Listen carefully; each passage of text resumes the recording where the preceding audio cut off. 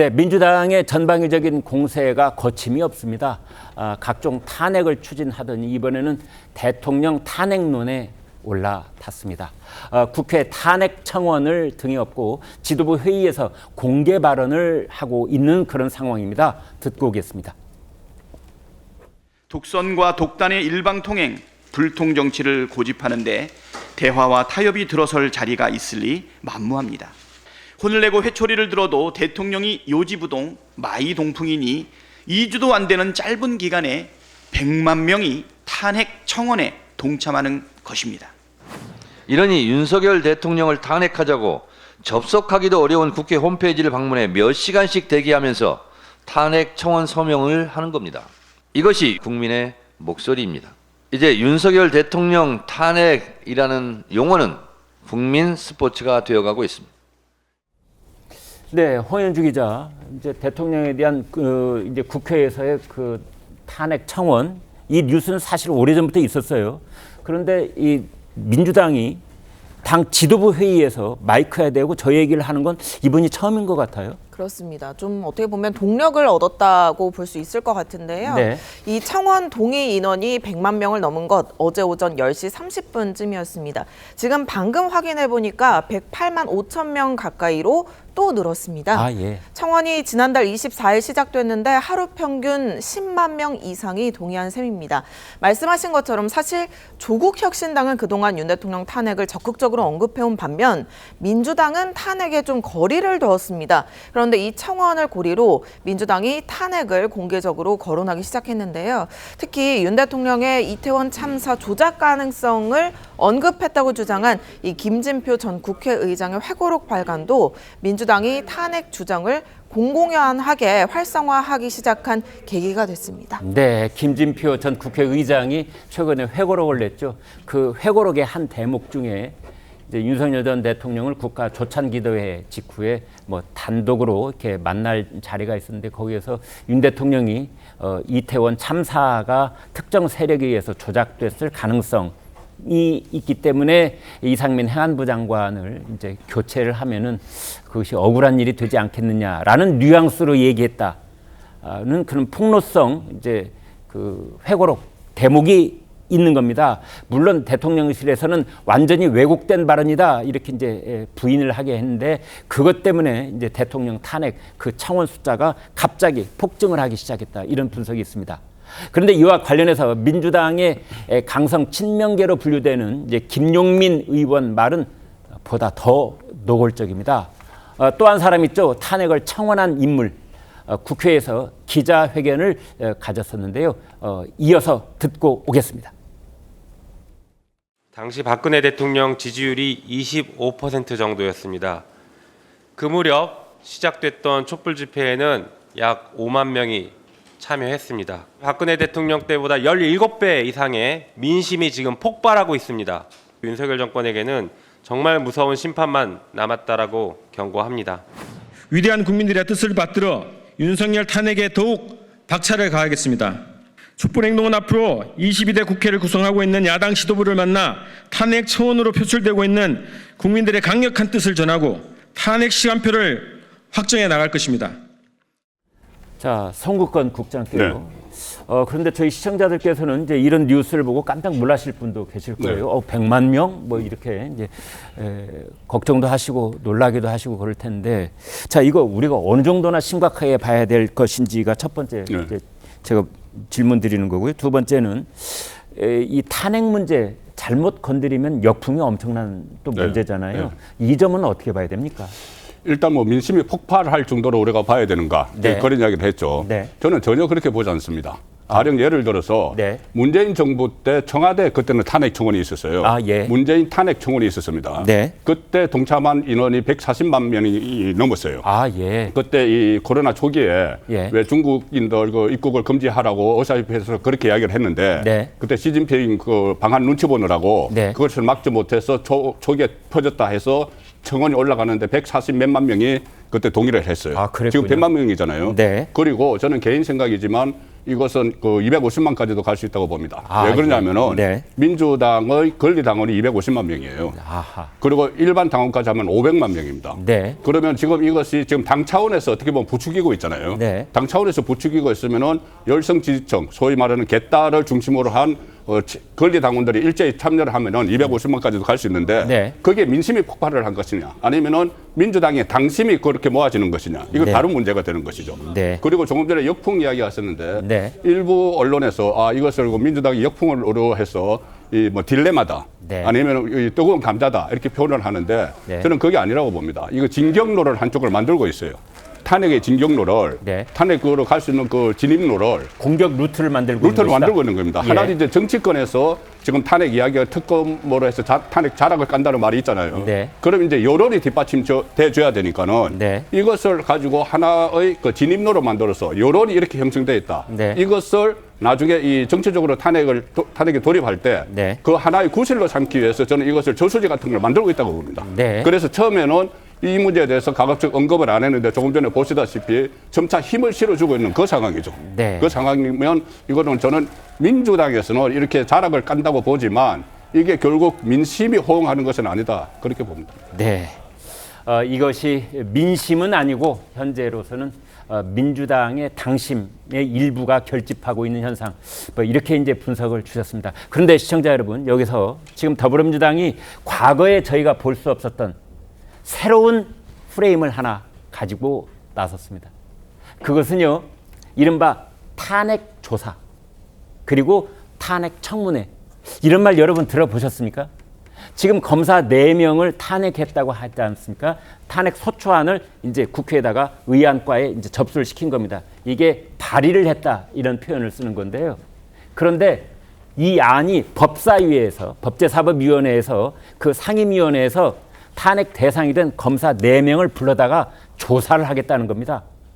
이게 이제 탄핵 조사인 겁니다. 사실상 지금 이제 국민의힘 쪽에서는 인민재판을 하려고 하는 것 아니냐, 국회에서 이런 지금 반발이 나오고 있는 건데, 이번에는요, 대통령을 상대로 한 탄핵 청문회라는 걸 연다는 겁니다. 그 내용을 좀 자세하게 알아보겠습니다. 양 기자님. 네, 사실 지금 탄핵 청문회 다들 이제 시청자님도 처음 듣는 얘기일 텐데요. 네. 이거 실제로 법이나 규칙에 없는 겁니다.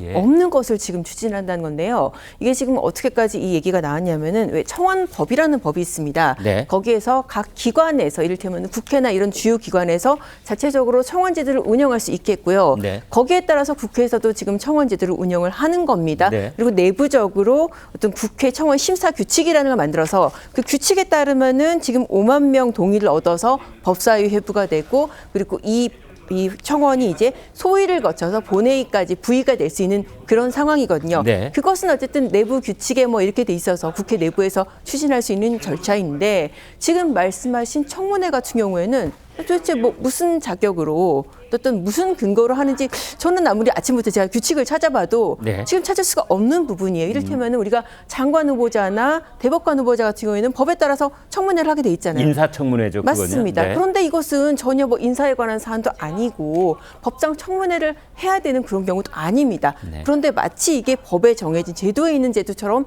얘기를 해가지고 이거 청문회 하자, 그러면은 대통령도 불러내자, 이런 식으로 어떻게 보면은 어떤 프레임을 확산시킨 것이 아닌가, 지금 그런 생각이 듭니다. 네. 자, 조금 전에 들으신 이제 저희가 어제 기자회견을 가졌다는 그 영상을 보여드렸는데요. 그 발언 중에 권오혁 촛불행동 대표라는 인물을 저희가 보여드렸습니다.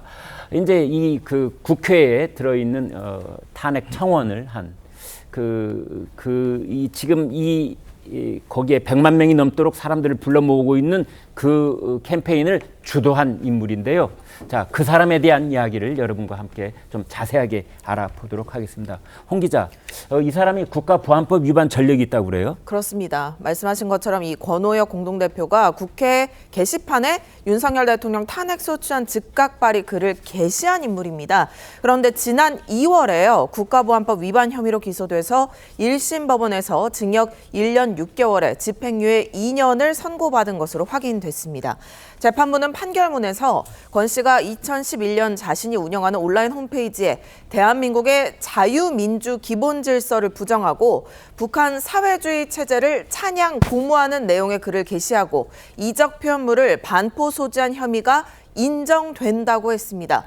법원은 또 권 씨가 대법원에서 이적 단체로 판결한 단체의 핵심 구성원으로 제주, 경기, 광주 지역에서 활동했다고 판단을 했습니다. 권 씨는 지난 1998년과 2000년에 두 차례에 걸쳐서 국가보안법 위반 혐의로 유죄 판결을 받은 바 있는데요. 2018년 출마를 했습니다. 그래서 그때 확인된 바에 따르면 이미 전과 5범이었습니다. 권 씨는 한국경제와의 통화에서 국가보안법 위반 전력과 윤 대통령 탄핵 청원은 별개 문제다 이렇게 말했습니다. 네. 자, 별개 문제라고는 했지만 최창렬 교수님, 별개가 아니고 지금 야권 지도부를 면담하겠다, 뭐 연대하겠다 그런 취지의 얘기인지 저희가 궁금해지는 대목이 그런 거예요. 권오혁 이분의 지금 이런 행동은 정당성이 전 상당히 약화될 것 같아요. 네. 왜냐하면 아무튼 이게 이 자체 대통령 탄핵과 국보법 위반 자체는 별개죠. 네. 그렇다 하더라도 지금 전과범위인데다가 지금 야권 지도부와 이 사람이 지금 촛불 행동이라는 이유로 이제 면담하고 있다는 건데 아무튼 국민들 중도층이 볼 때 대통령 탄핵에 대한 이 여론은 대통령에 대한 지지율이 정체를 보이는 것과 대통령 탄핵이라는 건 그렇게 똑같은 건 아니에요, 사실은. 탄핵은 굉장히 쉽지 않은 겁니다. 그리고 헌법과 법률에 명백하게 위반돼야 되는 건데 지금 윤 대통령에게 헌법과 법률에 명백하게 위반된 행동은 찾기가 어려워요. 그런 상황, 물론 정치적인 측면에서 공격을 하긴 하는 건데 저는 아무튼 권오혁 대표란 분이 지금 이렇게 하는 건 정당성이 좀 떨어진다고 보고 과거 국보법 위반 자체가 유권자들이 볼 때는 좀 별개를 하더라도 그게 이제 좀 자격 같은 게 그 정당성이 떨어진다고 보는데 하나 지금 말씀드리고 싶은 건 이거예요. 아까 이제 문재인 대통령 때 이제 140만. 근데 그때와 지금이 좀 다른 게 그때 140만의 청원이 있었고 또 문재인 대통령 지지 청원이 또 있었어요. 그때. 지지 청원이 있었고 그때 여대 야소였고 여소야되고. 그리고 그때는 또 청와대에서 아무튼 이유가 무엇이 됐든 간에 어떤 국민들의 이런 이 탄핵의 이런 여론 같은 거 이런 것들에 대해서 진지하게 뭐 들여다보겠다 이런 취지 얘기를 했다고요. 제가 말씀드리고 싶은 건 이런 겁니다. 지금 윤 대통령에 대한 지금 탄핵의 지금 숫자가 계속 올라갈 것 같아요. 제가 봐도 올라가는데 이 자체가 그렇게 무슨 대통령의 탄핵을 이끄는 건 아니에요. 아니라 하더라도 대통령실이 이 부분에 대해서 이를 바라보는 인식이나 태도를 좀 달리해야 된다고 저는 생각해요. 아까 그 말씀은 일리가 있는 말씀인데 이거를 아무 문제 없다고 자꾸 그렇게 얘기하면 안 된다는 거예요. 어쨌든 간에 이건 국민들의 여론을 심각하게 들여다본다는 이렇게 약간 좀 로우키로 가는 게 맞다. 문 대통령 때는 어디 여대 야소였고 지지율이 지금보다 좋았다고요. 그런 걸 같이 감안해서 볼 필요가 있다는 생각이 들어요. 이 상황은. 전 그리고 민주당이 어쨌든 지금 탄핵이다. 그리고 이제 뭐 검찰 탄핵 이건 너무 과도하다고 봅니다. 과도하다고 보고 이 탄핵 청문회도 마찬가지예요. 탄핵 청문회 그럼 윤 대통령을 소환할 겁니까? 그거 아니잖아요. 윤 대통령 증인으로 신청해서 할 것도 아니기 때문에 아주 공세적인 측면이 강합니다만 야당은 야당대로 과도면이 있고 그렇다고 해서 지금은 특히 대통령실이 이 부분에 대해서 너무 방관할 건 아니라는 생각이 든다는 겁니다. 알겠습니다. 자, 그런데 이런 이제 국민 동의 청원 이것은 법적 절차가 다 있습니다. 국회 본회의에 이게 이제 본회의에 부의가 돼서 국회 본회의를 통과를 하면요 바로 정부로 이송되도록 그렇게 되어 있습니다. 정부로 이송돼 오면 이제 정부에서는 거기에 대한 처리 결과를 또 다시 국회로 보고를 해야 되는 이제 그런 절차가 있는데 이런 절차를 끝까지 밟게 될 것인지 그건 좀 지켜보면 되겠습니다. 여권에서는 민주당이 탄핵에 중독됐다. 이런 분석을 내놨는데요. 듣고 오겠습니다. 방송통신위원장도 탄핵, 판사도 탄핵, 검사도 탄핵, 뭐 헌법상으로 누구든지 할 수 있는 거라는 것을 알려주고 그래서 대통령 탄핵을 해서 탄핵을 성공시킬 가능성도 크다고 생각하겠죠. 일종의 윤석열 대통령 탄핵을 위한 빌드업 작업이다 이렇게 보시는 거예요? 그렇죠. 그리고 또 대선에서 실패한 그런 지금 현 처지를 탄핵이라는 것으로 모든 것을 심리적으로라도 위안을 삼고 있는 상황이 아닌가. 그래서 탄핵에 중독된 사람들이죠. 네, 조 변호사님 이제 탄핵 중독 얘기를 하면서 대선 패배에 대한 심리적 위안을 삼으려고 한다 이런 분석을 내놨는데 어떻게 보세요? 저는 만약에 지금 김재원 전 의원의 이러한 해석이 정부 여당의 해석이라고 본다면 굉장히 위험하지 않나 생각이 듭니다. 아, 예. 지금 청원 숫자가 2주 만에 100만 명을 넘어섰죠. 네. 한 달을 채우게 되면 200만 명이 넘는다는 보도가 나오고 있습니다. 이것이 과연 국민들이 그 민주당 지지자들이 대선 패배를 위안을 삼기 위한 도구로 쓰고 있나라는 저는 그렇지 않다고 봐요. 청원 과정 굉장히 복잡합니다. 들어가셔가지고 상당 기간을 기다린 다음에 접속을 해서 자신의 인적사항을 기입을 하고 동의하는 절차를 밟아야 되는 거예요. 그 숫자가 100만 명이 넘었다는 것은 어떻게 보면 정부 여당이 엄중하게 보셔야 되는 사항입니다. 대통령실이 이것을 그냥 단순하게 탄핵될 사안이 아니다라고 치부할 게 아니고요. 왜 이렇게 성난 민심이 들끓고 있는지를 살펴봐야겠죠. 지난번 총선에서 분명히 민심이 드러났습니다. 최혜병 사건뿐만 아니라 김건희 여사에 대한 각종 의혹에 대해서도 민심의 판단이 한번 나왔어요. 그럼에도 불구하고 대통령실과 정부 여당이 전혀 변화되지 않는 모습을 보여주고 있으니까 이 청원에 대해서 100만 명이 넘고 아마 200만 명 가까운 사람들이 동의할 수밖에 없는 그런 상황이 아닌가 싶고요. 그렇다 보니 민주당 입장에서는 그런 국민들의 청원에 대해서 가만히 있을 수가 없습니다. 어쩔 수 없이 거기에 대해 대응할 수밖에 없는 것이고요. 그것이 어떻게 보면 탄핵의 길로 갈 수도 있겠지만 물론 이것은 단순히 탄핵으로 간다는 그런 의미보다는 국민의 목소리를 귀 기울여 들어야 한다. 그런 점에서는 아마 정부 여당이 직시해야 되지 않을까 싶습니다. 네. 자, 여기서 시청자 여러분 궁금하시죠? 그러면 최초에 이제 윤석열 대통령에 대한 탄핵 청원을 올린 사람은 어떤 이유를, 어떤 명분을 내세웠을까요? 그 내용을 잠시 송국건 국장께 이제 얘기를 나눠보도록 하겠습니다.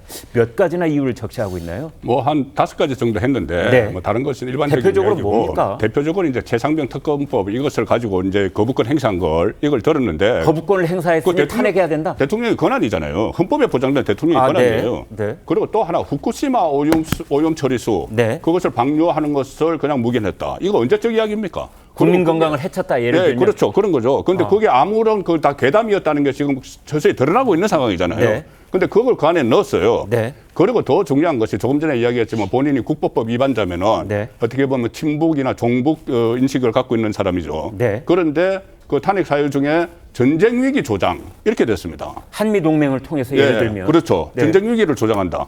한미 동맹이야 우리가 완전 그 국가를 지키기 위해서 하는 건데 네. 그거를 전쟁 위기 국가 지키는 건 대통령의 그 의무야제 책임이에요. 네. 근데 그걸 한다고 해서 전쟁 위기 조장해서 그것을 탄핵 사유에 넣었기 때문에 그리고 이 촛불 행동이라는 이 사람이 대표로 있는 단체가 계속 탄핵을 외치는 그 단체입니다. 그리고 민주당의 일부 의원들이 그 집회 참석을 하기도 했어요. 그래서 저는 이것이 이 탄핵을 청원한 사람부터 그다음에 탄핵이 전개되는 과정, 이 민주당이 여기서 개입을 하는 그런 흔적이 보이는 것이고, 그다음에 이 탄핵을 해야 된다는 사유를 든 것들이 전혀 이 탄핵 그 헌법이나 법률을 위반한 그게 해당되지 않기 때문에 네. 정치적 목적이 저거는 있다고 보는 것이고, 조금 전에 계속 총선 민심을 이야기를 해서 그 총선 민심이 탄핵 민심으로 이어질 수 있다는 취지의 말씀을 하셨는데, 저는 총선 민심이 변했다고 생각합니다. 네. 총선 이후에 지금 한 3개월 가까이 지나면서 그 다수당의 행포로 저렇게 뭐 특검을 하고 탄핵을 하고 국회를 파행시키고 이런 모습들, 그다음에 그 이후에 드러난 이재명 대표에 대한 새로운 사법 위기 사실들, 이런 걸로 저는 총선 민심이 변했다고 봐요. 그래서 물론 뭐 일부는 남아 있겠지만은, 그런데 그 총선 민심이 그대로 탄핵 민심으로 간다? 거기는 저는 동의할 수가 없고, 다만 좀 전에 말씀하신 대로 민주당의 당심도 민심은 민심이죠. 네. 대통령 입장에서. 네. 그거는 제가 눈여겨봐야 용산에서도 눈여겨봐야 되지만, 이걸 가지고 마치 뭐 민심이 뭐 동요가 일어나서 국정이 흔들리는 것처럼 이렇게 하는 건 정치적 목적에 따른 것이죠. 네. 아무튼 이제 방금 전에 조 변호사께서 이제 국민의힘 쪽을 향해서 탄핵 청원이 100만을 넘어갔다는 것에 대해서 그냥 아무렇지도 않은 것처럼 그렇게 넘어갈 게 아니라 분명한 경각심을 가져야 되는 것이 아니냐, 이런 지적을 주셨고, 또 여기에 대해 이제 송국건 국장께서는 그러나 지금 지난 4월 10일경의 그 총선 당시의 민심과 지금의 민심은 많이 상황이 바뀌고 있다는 점 또한 지적을 하지 않을 수 없다는 말씀을 이어주셨습니다. 문재인 전 대통령 임기 중에도 청와대 게시판에 탄핵 청원이 올라왔다는 말씀 저희가 지금 이어가고 있는데, 그 당시에 140만이었다는 거 저희가 이미 말씀을 드렸잖아요. 그런데 이제 민주당의 태도가 사실은 저희가 관심을 갖는 대목입니다. 그때와 지금은 어떻게 우리가 봐야 되는 건지 양 기자님. 네, 그렇습니다. 그 당시 그 청원 상황을 제가 조금 상세히 설명을 드리자면은 그 시기가 2020년 3월입니다. 네. 이 청원이 처음에 시작이 된 게 당시에 그 울산 선거 개입 사건, 네. 그 사건으로 대통령실의 선거 개입 의혹이 불거지면서 당시에 미래통합당이 이제 이 청원을 시작을 한 거였거든요. 네. 근데 거기에다가 아까 국장님께서 말씀하신 코로나 확산이라든지 또 부동산 폭등이 엄청나지 않습니까? 네. 그런 부분까지 겹치면서 140만이 넘었던 겁니다. 더군다나 지금과는 달리 그때는 여대 야소의 상황이었거든요. 그 상황에서도 어떻게 보면 집권 여당을 향한 그런 그 원망의 목소리가 높았다는 징표인데 그때 당시에 더불어민주당 어떻게 대응을 했냐면은 이거 도를 넘었다. 뭐 그런 식으로 하고 그리고 또 어떻게 대응을 했냐면 2020년 3월 그러니까 총선을 앞둔 상황인데 그때 이렇게 얘기를 했어요. 이거 우리 잘못하면 탄핵당하니까 비례위성정당 만들어야 된다. 그러면서 더불어시민당 출범시키고 그렇게 했었거든요. 네. 그러니까 그때는 어떻게 보면 수치상으로 140만이니까 지금의 100만보다 더 많은 상황인데도 이거를 엄중하게 받아들이고 우리가 반성합니다. 그런 메시지 대신에 뭐 도를 넘었다고 하고 위성정당 만들고 지금하고는 굉장히 어떻게 보면은 위치가 바뀐 상태에서 사뭇 다른 태도로 보여준다는 생각이 듭니다. 네. 아무튼 뭐 더 큰 문제 중에 하나는 불과 몇 년 전까지만 해도 이 탄핵이라는 두 글자는 정말 매우 조심스럽고 민감한 그래서 입에 올리기가 매우 망설여지는 그런 단어 중에 하나였는데 지금은 뭐 자고 일어나면 탄핵입니다. 탄핵 발언에 관한 특별법이라도 만들어서 근거 없는 탄핵 발언을 하면은 뭐 엄히 중벌에 처한다. 뭐 이런 법 누가 발의 안 하는지요. 그런 생각이 들 정도입니다.